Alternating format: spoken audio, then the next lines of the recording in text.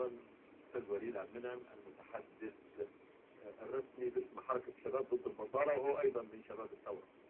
تفضل أستاذ وليد. مساء الخير يا أستاذ مصطفى. أهلا وسهلا. بمسي على حضرتك وعلى موقفك العظيم اللي في مجلس الشعب، وبمسي على حاكم الدين والدنيا الشيخ محمد حسين. يا أستاذ مصطفى، احنا النهارده في كذبة خطيرة بدأت التعاون فيها في الإعلام منذ شهر مضى.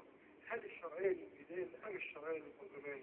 عشان أكيد للشباب اللي في مجلس الشعب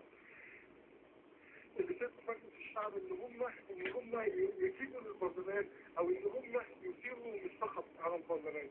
يا استاذ مصطفى، الشيخ محمد حسان قال كلمه عظيمه دلوقتي، واحنا الاغلبيه الصامته لازم ان هي تتحد مع شباب الثوره الحقيقيين عشان نقدر نقف تحت مؤسسات الدوله. احنا حركه شباب ضد البطاله عملنا مع لجان دعم المؤسسات الوطنيه النهارده اتفاق ان احنا هننزل بكره وهنقف قدام مؤسسات الدوله خاصه اقسام الشرطه عشان نحميها بكره، وبنطلب من كل شعبنا ومن كل الناس ان هي تنزل وتساندنا.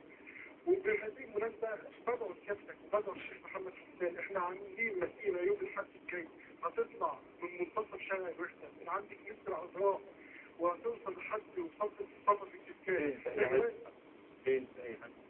عنوان المسيرة دي نعم لاستكمال مطالب الثورة ولا للتشريف ولا للتسليم ولا للعنف.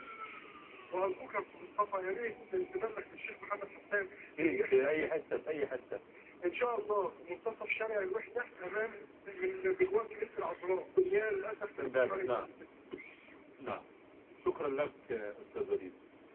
كما ترى فضيلة الشيخ حسان شباب الثورة الذين نعرفهم كانوا في البيت هم ضد هذا الأمر.